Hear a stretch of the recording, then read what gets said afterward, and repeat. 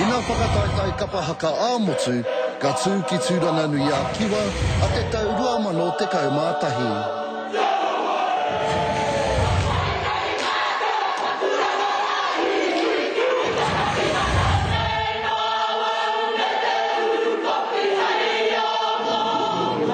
Ko te taha tū, tētahi rōpū eke ki te taumata, ka tahi ka heke motu hake nei, I roto anō I tēnā kau whakaiti.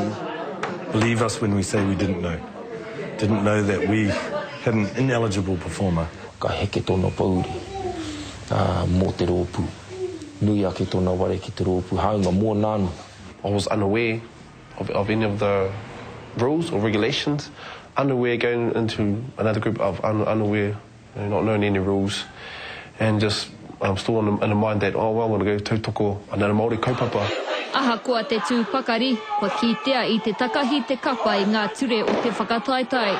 Nō te mea I tū tētahi o wā rātou kaihaka a Edmund Iramiha o tētahi kapa I roto I ngā whakataitai ārohe o Waitaha. He mārama tonu nā ture whakahaere ki ngā mōrehu o tēnei mea te kapahaka. O te rā mo te huna kuare tonu, ka kaina tonu tia e te taniwha rari kaipō. He kai mahi a Edmund Iramiha mo te hāhi, e whakaako ana I ngā tamariki kua panaia e ngā kura. Kai te kai kini tonu te mamai e pāna ki te karawhiuna o te tahatū.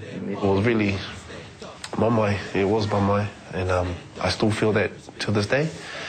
I felt I let everybody down, not letting te tahatū, not going to nationals, and I just felt I let all the people who done the hard work, who put on the hard work to get the tahatū to where we at. I felt I let all of them down, so it was a big burden on my shoulders. Hauna anō nā whakaaro aroha kia te tahatū, hei tā Martin Maria Seisiu, kia ai anō kei te mārama nā ture. The unfortunate reality, I guess, is that te tahatū are arguably victims of the rules. Kua rua te kautau nā kai ako te tahatū e kapahaka ana. Ia ta whakamārama hia e rātau nā ture ki te rōpū, e nari kārea Edmund I reira I taua wā. Ka hore te koreke nā I reira I awa wā. E hara te wā ko tahi, I hakamārama te e rua e turu tāna pia I te roanga te wā, ka hore te koreke nā I reira.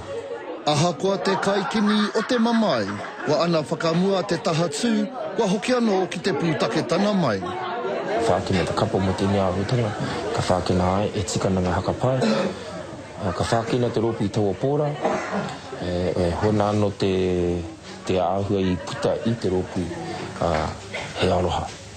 I reirau ka mōhua oe, I timata mai he ropu, ko tupu mai he whānau. Pēnā I noho tonu atu a te tahatū ki te matatini, ka whakaahia tonu tia tō rātou ekena. Doesn't necessarily follow that if the regional committee had have come to a decision that said we would like to lovely Te Matatini for this group to be included in the national competition, it doesn't necessarily follow that the wider delegates from all of the rohe would actually agree to that. I runa I te nā kau whakaiti me te kore hia kia panaia rātau, I heke a te tahatū kia āhea noa parau āriki ki te eke, aha koa no rātau tonu te reo porotehi.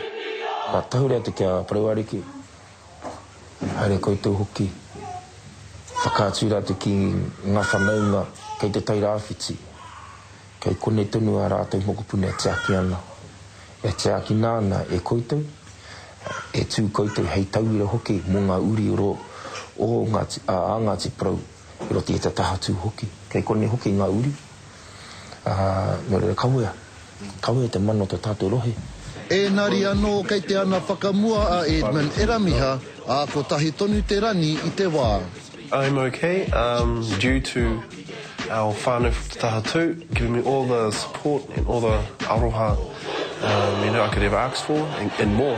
But I will come back stronger and I will come back with te tahatū stronger, even better. Hui e kataiki!